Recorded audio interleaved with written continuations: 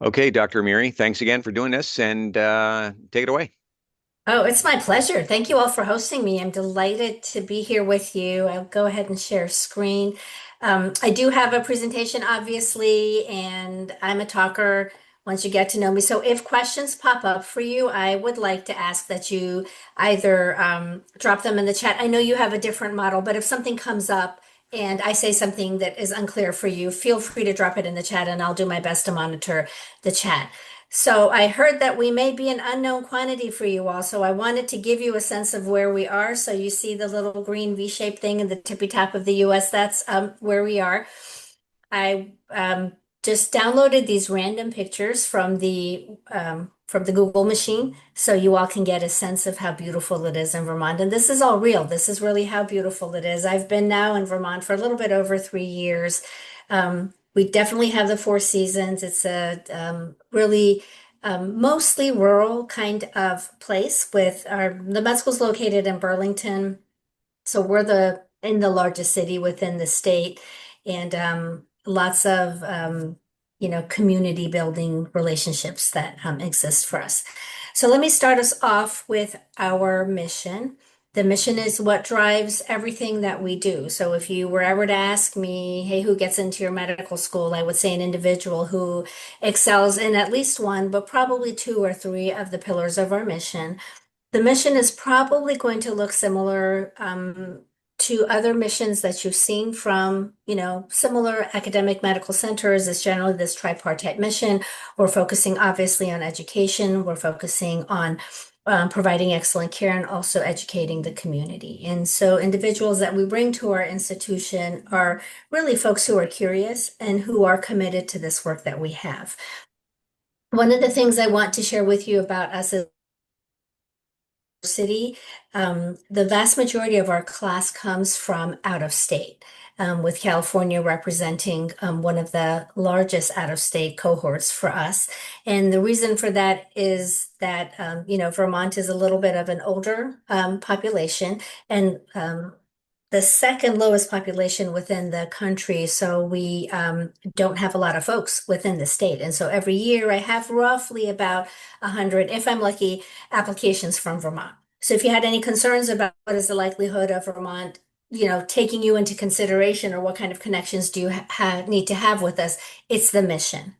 And so I don't expect that you've lived in Vermont. A lot of people I know travel to Vermont and visit Vermont either for skiing or for other activities. But really the mission needs to be what is in alignment for you. I've got a QR code here. If you want to point your smartphone to it, the QR code will take you to our view book. And the view book is basically has connections to all, has hyperlinks to basically all the parts of this presentation. So I'll talk a little bit about the curriculum. You can jump to it there. You'll also learn in a little bit that we've got a couple of campuses, so it'll take you to those various campuses as well. And even if when I recruit in person, I don't have a physical view book. I mean, we are a very sustainable, environmentally conscious place. And so don't print things, but have the view book available to you and we update it whenever we need to. A few little tidbits about us. So we're the seventh oldest med school in the nation. So when you think about apprenticeships that were happening and some of the historical stories that you may have read, that's where we started. We started with four medical students in a class, and now we're up to 124 students, and we came up to 124 in 2016, and it doesn't look like we'll be adding to the class in the near future. We have about 300 graduate students as well within our mix, and a couple of pretty pictures from our campus. So what happened last year? So last year just concluded. This is orientation week. We seated the class of 2029 on Monday. And so as you see, we have a good number of individuals who start the application process with us, or a little bit over 10,000 folks, and 7,000 and some change completed their applications. We review every application that comes to us completed. We interviewed 600 people to yield the class of 124. The reason that I share this slide with you is really because of the interview to offered. So you see that's almost 50% of the individuals that we meet. We have the opportunity to make an offer to them to seat the class. So for us, all of the work happens on the front end of reviewing your application in its entirety and recognizing the work that you've done to get to that piece. And so we're a little slow sometimes getting the interview invitations out, but that's because we're spending this time reviewing applications. If you want to have a sense of who's in the class, so here's some highlights. Um, as I mentioned earlier, a smaller number of our classes from the state of Vermont. So as you see, 24% Vermont residents. We have 16% students that come to us from rural communities. We don't restrict it to rural Vermonters, so we have rural individuals coming to us from all across the country. Average age is about 26. So the individuals who accept our invitation are a little bit older than the national average, which is still hovering around 22 or 23. So you'll see that we have a large population of students that have graduate degrees, so 36 master's degrees and 4 doctoral degrees. Again, not because it's required, but because I want you all to think of us as, there is a second chance. So I know that if a bad grade somehow creeps into your record, sometimes there's a concern about, wow, is that, eliminating any potential for my future career physician? And the answer is no. So that's part of the reason that you see we have students that are a little bit older. And then we have a good chunk of individuals who've changed their careers. So they started out as dentists or attorneys or pharmacologists, and now they want to join us in medicine. 89% of our students do come to us with some level of undergraduate or graduate research, and that's notable for us as one of our mission components, and the fact that we achieved R1 status this year. So we're glad that those two things are merging together. And as you see, lots of engagement with the community. So 352,000 hours of clinical experience. We want you to know what you're getting into, and a little bit over 50,000 hours of service for our students. So being involved and engaged with the community. Let's talk a little bit about our curriculum. We refer to our curriculum as the VIC, the Vermont Integrated Curriculum. And so what that means is that you're not going to have a course in biochemistry sitting by itself, or a course in microbiology by itself. These courses are all integrated with each other. The schematic that you see on the right-hand side, and this is in the view book as well, if you were able to get the QR code. So the curriculum is set up in 3 different phases, and these are developmental phases through a learner's journey into becoming a physician. So part 1 is foundational curriculum, and that's all the basics.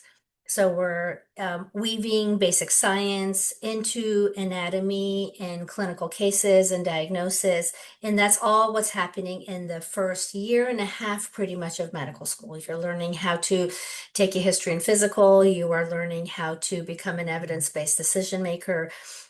We have a lot of opportunities for students to be engaged with clinical components. A couple things I want to draw to your attention. One is DIV, Doctoring in Vermont. So that happens November-ish, October-ish of every year, and it carries through until students move into their second year. And what that is a student is paired with a local physician. Mostly they're primary care physicians. We have a handful of specialists as well. We do our best to pair you up with a person whose specialty you're potentially interested in. And basically, once a week, you are going into this individual's office and you're seeing patients with them. That's a highlight of our curriculum that the students really enjoy, and it helps bring to life what they're seeing in the classroom as they're going through the different organ systems. The other thing that I want to highlight on our curriculum is professionalism, communication, and reflection. That is a longitudinal course. It starts in the first year of med school and really goes all the way through until our students are 4th-year medical students. Professionalism, communication, and reflection is exactly what it's called. So we're thinking about and discussing issues that are really important to the curriculum and may not be directly taught in the curriculum. So what does professionalism look like in this discipline? What would it look like for you? How can you make what the expectations are out there meet what works for you and what doesn't work from you? Communication, think about the whole universe of communication that a physician will have. We talk some about that. And reflection is we want reflective practitioners. And so that's what we're working on. The way the course is set up, and I'm one of our PCR facilitators, There's a group of 8 to 10 students who are in a PCR group, and they are together for the entirety of this time. We hand them off to their career advisors in their fourth year because that's when they're applying for residency and kind of figuring out how to fine tune those applications to residency programs. So that's phase one. Phase two is clerkships. It's pretty much what you've probably seen from every other medical school that's had the opportunity to come here and speak with you. And so you are rotating on 7 to 8 week basis through the various departments and effectively being part of the care providing team at that site. And then our final component, what's in the burnt orange, is advanced integration. And so, the goal of the USMD degree is to educate and train undifferentiated physicians. And that's why you can come to Larner and be interested in psychiatry and also ENT and cardiothoracic surgery. And that's great, right? So you go to any med school, you have the potential to go into any residency. However, it becomes a little dicey when you show up on your first day of internship, and their expectations are different if you're going to be in anesthesia versus if you're going to be a pediatrician. And so that's what this final year of medical school is. For us, it's fine-tuning your cognitive and your manual dexterity skills to be the best intern that you can be once you show up at your residency program. And so you see there's some things that everyone has to take, and there's a lot of selectives, and those selectives are specific courses that you will be taking that will help prepare you for your future career. What you see on the left-hand side are our curriculum competencies. Those are the goals and objectives of our curriculum. So a student that graduates from our program will be competent in these items that you see here. Obviously, patient care and medical knowledge at the tippy top of this. That's what we do. That's unique to us being a medical school. Practice-based learning, you practice a lot so that you can become very comfortable in the clinical setting. And we know this because the scores that we get back from residency program directors indicate that our students show up being very clinically competent and very comfortable. Interpersonal communication, that's again everything and everyone that you're going to engage and interact with as a physician. Professionalism and system-based practice, meaning that wherever you function as a physician, you are not going to be solo. You'll be in a city, in a town, in a county, in a state. And so what does it look like to be part of a system? The strategies that we use: active learning, active learning, active learning. If you don't remember anything from my talk today, remember active learning. 92% of our curriculum is delivered by active learning. So what is happening right now with me and you happens rarely. And that is that there's not too many lectures. There's some lectures here and there, particularly when we're starting off a new piece of the curriculum, but most of it is the learner doing some work at home and then using that foundational knowledge when they come into class to really work through problems and to practice one and to learn and have the benefit of learning from others. So you may recall on that slide that I had with the high level demographics, we have students from all over the country, from 22 different states, 77 universities, a bunch of different majors. Why are we looking for different majors? Because a philosopher problem solves very different than a biomedical engineer, very differently from a mathematician and a biologist. And as we have individuals from different backgrounds working together at the same table, problem solving, that's where the magic happens. That's where you figure out and learn new ways to think about things and solve problems. So basically, you're constructing your knowledge by repeatedly engaging in clinical reasoning, analysis, and application of that information. And this is all couched in the science of learning. And so the way that we have the curriculum set up is for you to flow in and out of various modalities and various ways of engaging with the curriculum so that you're staying very comfortable. And what do I mean by this? As you're preparing for multiple choice exam, is a very different model of learning than as you're working to prepare for an essay exam. And so for one of them, it's a lot of recognition. For the other one, there's a lot of recall, and you're using different skill sets, right? And as we move in and out of ways of asking you to learn the material, you'll be learning how to become more flexible and how to retain the information better, which leads me to our teaching modalities. So the ways that everything that's in our educational toolkit, we bring out for our students. So our learning is engaged with team-based learning, case-based learning, workshops, problem-based learning, or integrative review. So these are the things that'll happen on a daily basis when you show up to class. So if you're not getting a lecture, what's happening? You may be coming in, we gave you some things to look at the night before, you show up to class, and we give you a few scenarios to solve. Scenarios are pretty simple, and you should be able to easily answer them based on the information I gave you. A few days later, you come back and it's a case-based learning. So this is a little bit more complicated. There's some guided questions there. My best example for this is if you've taken any of those advanced chemistry or biology or physics classes that have a lab to it, and you show up to lab, and there's a big thing that you need to do at the end, but to get there, there's 5 or 6 steps leading up to it. For each of the steps, there's a question. Do this thing, what happened? Do this other thing, what happened? That's kind of how we guide you through that. Workshop is taking what you've learned so far and putting on an additional layer onto it. So maybe we'll ask you to look at the immunology. Maybe we'll ask you to look at the radiology. Maybe we'll bring some histology or pathology into play. So there's an additional component to what you've been looking at. And so what you're looking at is the basic science in the context of the body part, in the context of the patient in a clinical setting. You'll have all of those pieces.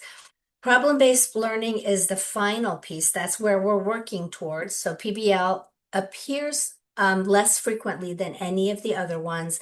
And because our PBLs are 2.5 days long. And so once you're at a place where we can give you a patient that, like all patients, comes to you with incomplete information, and that's where you're really going to dig in with your classmates. One, to figure out what information do you have, what information do you need. You ask the system for some information, you wait for the X-ray or the CBC to come through, and as that's coming through, you're developing hypotheses and generating thoughts about it.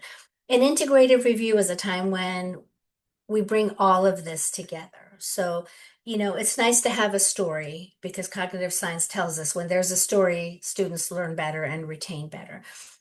Sometimes for some students, these things appear a little disjointed because we're asking you to learn about about the basic science, learn about the anatomy, and think about it in the clinical setting while you're also learning how to do the physical exam related to what you're learning right now. For some students, that doesn't get integrated well. And so there's integrative review at the end of each of those blocks that I shared with you earlier so that we can bring it all together. And assessment is similar to the teaching. We know that students come to us with various strengths and various ways of being able to showcase their knowledge. And so again, all the ways that we can assess your learning, we take advantage of them.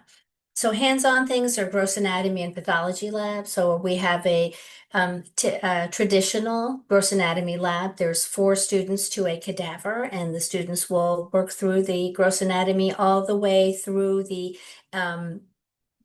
first year of med school and a little bit of the summer where they have neuroanatomy. We won't ask you to do brain dissections. We have brains for their students to look at there. And pathology is really looking at slides and understanding the underlying cause of disease. Now, multiple choice exams, we have those, clinical skills exams, CSEs. There's about 93 of these that our students go through. There's a CSE at the end of every block.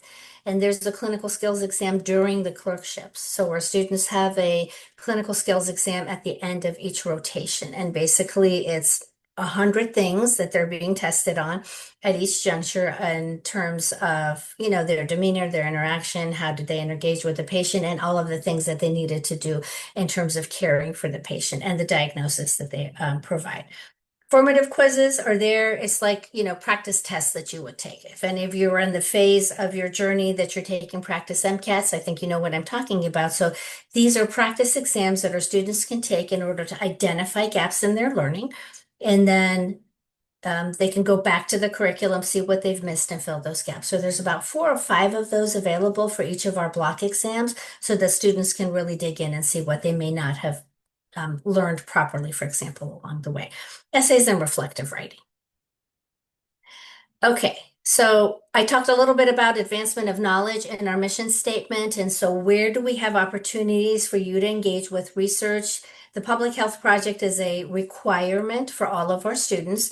This project straddles the spring of the first year of med school with the fall of the second year of med school. And this is our students' introduction to understanding what it means to be engaged in, looking at public health, learning how to work with the community. These are community organizations that have already agreed to work with our learners, and they share what's of concern to their community. And we have a list of them. Our students self-select into the various projects, and they work with the community members for the first and second semesters. And we have a celebration at the end. Everyone shares their projects and they create posters, and we learn about the wonderful things that they've done. Summer Research Fellowship this past year, 75% of our students participated in that. That's optional. You can choose to do research over the summer, or you can take the summer break off. There is some funding tied to this so that our students can fully engage in the research that they're interested in doing. AHEC Scholars is the Area Health Education Consortium. And so, as I mentioned earlier, we're a rural state, and AHEC is committed to advancing health within these rural communities. And so, we have an Office of Primary Care, which houses the AHEC grant that our institution holds, and our students participate in either educational initiatives or health-related initiatives with the rural communities.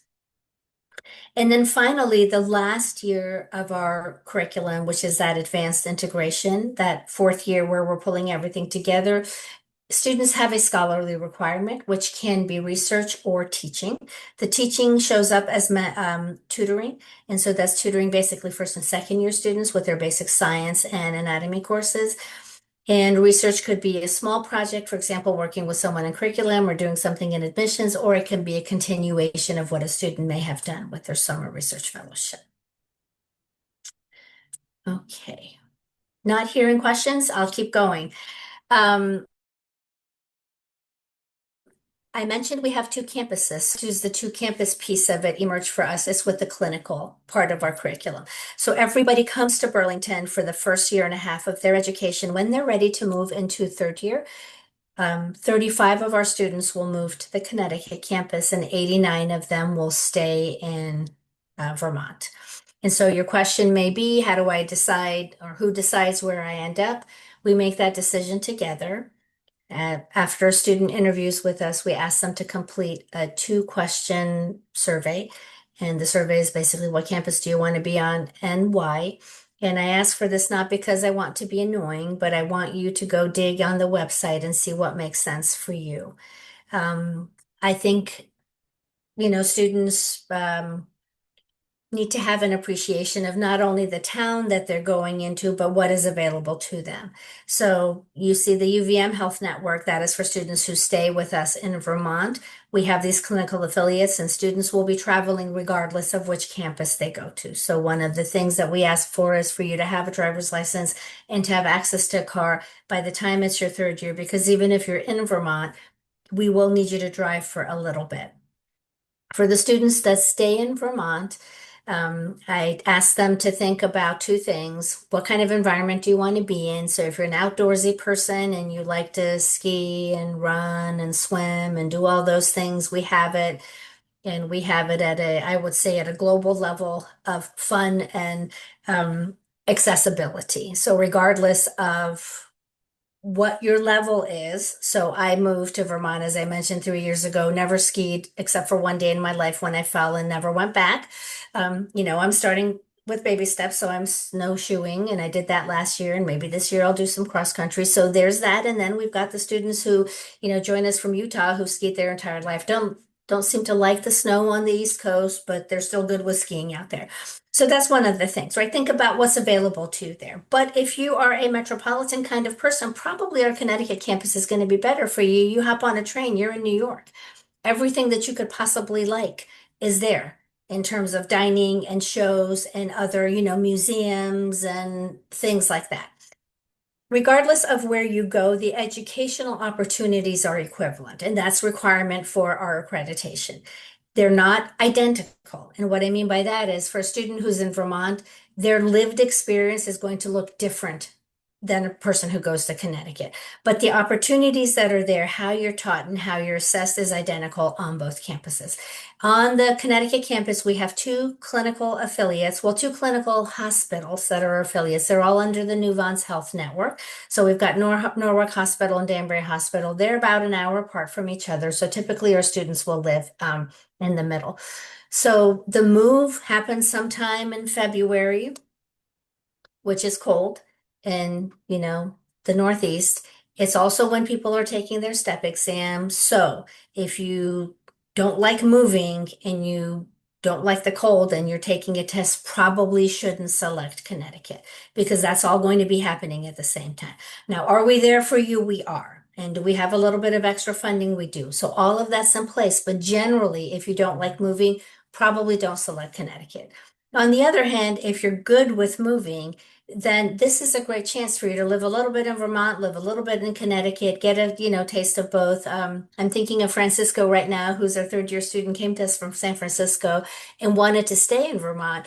And then all of his friends ended up moving to Connecticut. So he moved out to Connecticut with them as well. And he's loving, this opportunity of living in a different state. But there you have it. A couple of things that I want to point out also, if you are interested in basic science research and that's what you want to do, Vermont's going to be the absolute best choice for you because Vermont is connected to University of Vermont, larger campus, and we also have all of the basic science departments there. The other location, our Connecticut campus, is a clinical campus, and our affiliates are hospitals. These are community-based hospitals, so they don't have a genetics department. They have the clinical department, so, emergency medicine, pediatrics, internal medicine, you name it, they do all the clinical research. They just don't do the basic science research. And we can talk more about that if it gets to that point for you. Okay, so what happens with admissions? So I think you've all heard about holistic review, and so I'm a major proponent of holistic review, and that's how I grew up doing admissions, is by doing engaging in holistic review. And so just as a reminder, it's mission driven. So remember, I talked about the mission very early on, and that's what is important for us, not that you have ties to the state, but that our mission resonates with you. And we use the mission to assess the competencies that you have that are in alignment with what we're looking for. And we contextualize the assessment to the institution that you're going to, and also some of the background that you bring to the application.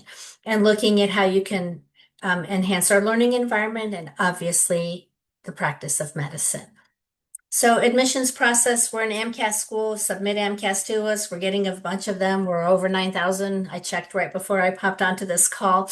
Once your application is verified by AMCAS, as long as you have an MCAT score, we will release a secondary to you. I don't have a hard and fast threshold for MCAT right now, but I will say the students that have an MCAT of 500 or higher are more likely to be successful in our process. Not to say that we haven't admitted folks with MCAT scores below 500 in previous years. Invitations to interview will probably start going out next week for us. And we try to send out invitations 2 weeks in advance. So we'll invite a person for interview and we'll give them 2 days to select from. I don't give the entire cycle because I want to fill it as we're moving forward. And if those days don't work for you, I ask you to sit tight while we open up the next day. We'll invite you to have the interview with us. Once you have the interview, we'll ask you to let us know which campus you're interested in attending. This year, everybody got their first choice. If the campus that you're selecting is full, if you want to go to Connecticut and Connecticut is full, I pick up the phone and I say, hey, Connecticut's full. I've got a spot in Vermont. Are you interested in joining us in Vermont? Yes or no? You'll let me know. You also have the opportunity to appeal the campus that you've been assigned to all the way up to you matriculate. So literally the Friday before classes started, we had a student that asked us to change their campus because of a medical condition, and we were able to grant them that. Obviously, it's tied to space, but as long as you let us know that you need to move, we'll keep an eye out for you. And we give acceptances on a monthly basis starting in October. So the first acceptances we can give or sooner than that as with early decision, which I'll talk about in a moment. But per AAMC guidelines, the first formal offers of acceptance go out on October 15th. And then after that, we have acceptances every month. Okay, so early decision, we do have an early decision program. Our early decision program is in its third year. I can share with you that all of the students who've applied to us early decision have all been admitted, so 100% acceptance rate. So 4 people the first year, 9 people the second year. So we'll see what happens with this year. Really, the key is this the right thing for you? So the right thing is you definitely know you're doing medicine and you're not changing your mind, and you want to do medicine at Larner. We're not talking about residency right now, but you're certain that you want to study medicine with us. So the pros, you apply early, you get in early. The people that got in that just started a few days ago, I told them on September 5th that they were admitted. This year, early acceptance students will know on September 11th that they're admitted. So just think about it. Some people haven't even submitted a primary. Some people are waiting on a secondary. These folks know that they're in. So that's a huge pro. The other pro, you just apply to us. There's only one fee that you pay, there's only one interview that you have to do, and you sit tight and you hear back soon. So those are all really good. The con is you're only applying to one school. So if it does not go well for you, you are that much later as you're putting your application out. So I don't make it easy for you to apply early decision. And you need to have a meeting with me. So we have a nice 30-minute meeting. Prior to the meeting, I ask you to send me your list of activities. I ask you to send me your transcripts. I really hope that you've taken the MCAT and we take a hard look at your application. And I look at it because I want to be sure that you're an individual that we would interview anyway. And then we have a conversation to just see, have an understanding, convince me that you know that this is the right thing for you. And I try to talk people out of it as much as I can because the ethical obligation is pretty heavy, right? If you agree to apply early to us and we are unable to give you an offer, we are now together, you and me, are responsible for the fact that your application is going in 3 months later than everyone else. Does that make you inadmissible to other places? It doesn't necessarily do that, but you're that much behind, right? I mean, for schools that have rolling admissions, classes are filling up as you're waiting for us to tell you. Um, so of the cons, I mean, that's really the timing and if there isn't a positive outcome. And so that's why I make it a little more difficult in that we need to meet, we need to see everything so that we can be certain that once you move forward. Now, I can't guarantee an acceptance because the admissions committee does that, but I can get a good sense of how things will go on for you. And so the timeline is accelerated. So we need to have everything in place very early. So we need, primary applications submitted to AMCAS by the middle-ish of July. We need everything completed by the end of August so that we can end of July, so that we can invite you to interview early. Our first interview day this year is August 29th. And so that's when our early decision applicants will be interviewed. Let's see, there's a question here. That's just me posting in Oh, there. perfect. But this has been gold, Dr. Amiri. I've yet to hear an admissions dean talk about their EDP, their early decision program and process, and this has been fantastic. And I love the sort of ethical kind of implications that you're talking about here as well. But I just shared in the note, to your point about getting in late, it's going to have definitely would have impacts because rolling admissions is a real thing. For sure, for sure. Yeah. So again, it's you need to decide. Last year I met with 25 people. I approved 11 of them and 9 of them went through with it. 2 of them changed their mind, which is perfectly fine. And I don't ask them to tell me while we're in the conversation either. I say, now that you have everything, go home and talk to whoever is your trusted, thinking partner. Think about it long and hard. And I will share with you also that there's individuals who maybe we want you to look similar to who we admitted the preceding year, right? When you think about everything. And so we have students that I didn't approve for early decision, and they came into the same closer look as our early decision students came in as well, because I know the commitment is there. I'm just concerned, about what'll happen as you come through. So I'll say, let's not apply early decision, but please go ahead and submit an application to us. Okay, so plugging right along, interview process for us is virtual. You log into the Zoom. We want you there for a long time that day. We ask you to join us at 10 Eastern time. So I know it's early for you all, and we don't let you go until around 2:30-ish. We do have a teamwork activity, which is good fun. And it's designed to be, it's like an escape room. And so Dr. Moo, who's our mascot, is caught up in a bright green silo, and you have to answer some questions to release Dr. Moo. This year, Dr. Moo was released a few times, but the point of it is for you having a good time. And I let you know what we're assessing. Two things: communication and your ability to work as a team. If you don't say anything, if you don't put things in the chat, if you're not engaged, it's a 2-point scale. Well, 3-point scale. You can get a 0, 1, or a 2. And then the other piece of it is how engaged were you with the team? And why do we do this? It's because of active learning.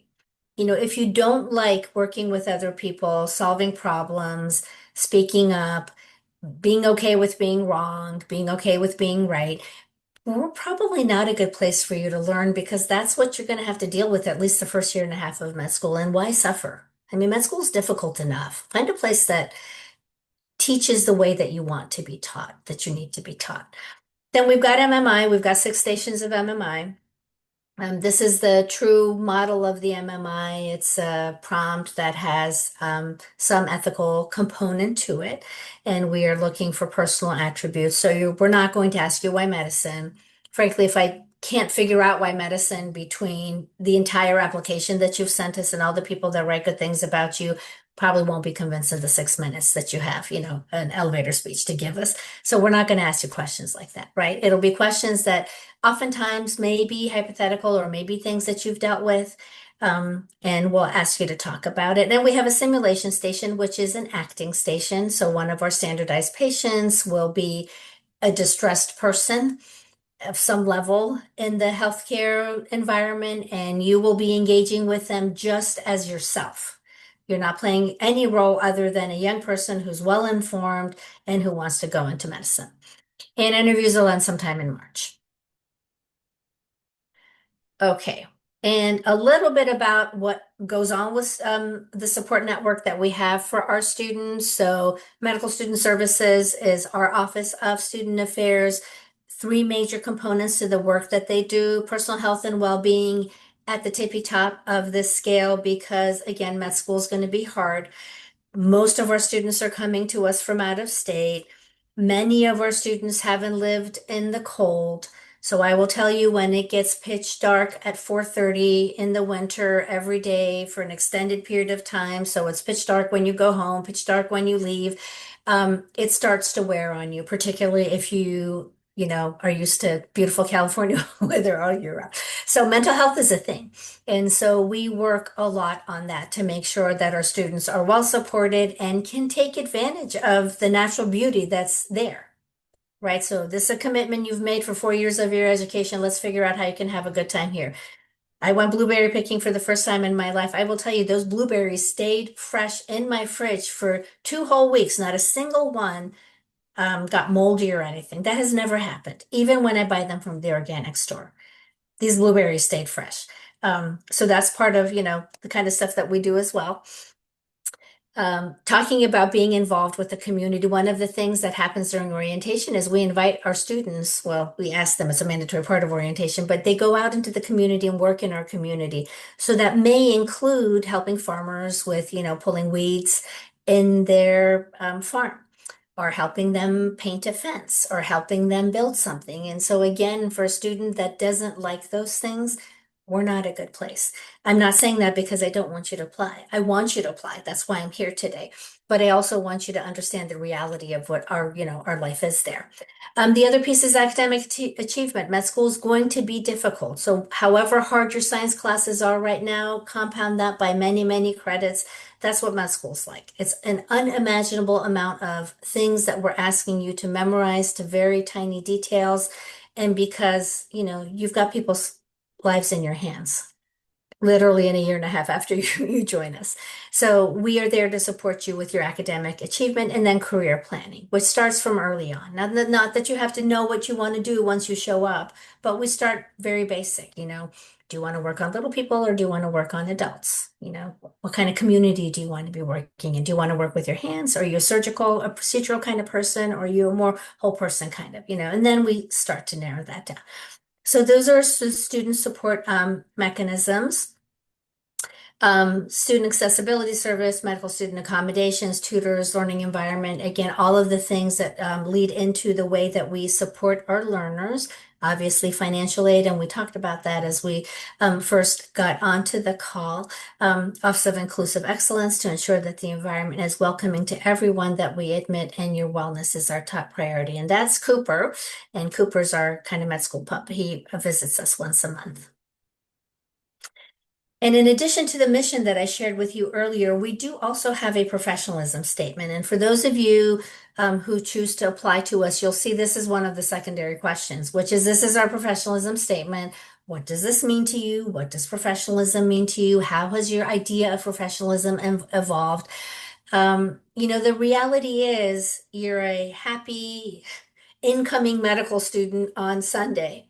And Monday you show up and now here you are a first year med student and we expect you to understand cultural humility, kindness, and respect and what professionalism looks like and to carry yourself as a professional within this environment.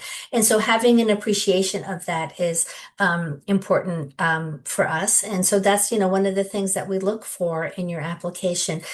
Not necessarily that you know how to conduct yourself as a physician, but that you understand cultural humility, kindness, and respect. And that is part and fiber of who you are. And then we will work to help see what that looks like for you as you transition from being a student to a physician. All right, I am going to stop sharing. So while you do that, Dr. Amiri, I'm wondering, I didn't prep you for this question. I don't think it's too difficult, kind of out of left field, but you're one of the first people, if not the first person, that I've had my students talk to who's had experience sorry, there's a helicopter flying right outside my window, so apologize for the back noise. No worries. You're one of the first admissions deans that we've spoken with who's had multiple stops at different programs, right? I think if memory serves, 5 total, right? And you were at Illinois, Pritzker. I'm looking at my panel here. I know there are kids with upcoming interview invites at some of these programs where you were. Oh, nice. But talk to me, if you don't mind, just briefly about what do you think is different about Larner than some of the other places that you've worked at? The hierarchy is non-existent at Learner, which is interesting to me. From day one, the docs are asking you to call them by their first name. You are welcomed as a junior colleague and a partner. I mean, we understand that you're a learner, but that's the reception. And it's very family based and community based, as I mentioned earlier. So it's not unheard of for a faculty member to put a student up in their home if there's something going on with their apartment. And it's the camaraderie that has really stood out to me. The fact that our curriculum is set up the way that it is lends itself to students learning and working with each other very closely versus, coming into a lecture, sitting there, listening to things, going home and studying and then coming back because everyone's smart that goes to med school, right? I mean, this is a lot of work.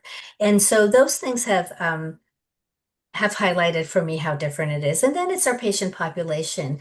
They're very different at our two different campuses. So our Vermont campus is a lot of, rural communities that are coming in. And so we have lots of chronic illnesses that may or may not be present at other institutions that students are attending. So those are some of the things that seem a little different to me. Excellent. And I appreciate those insights. I'm going to stop the recording now so our students can ask questions of you off the record.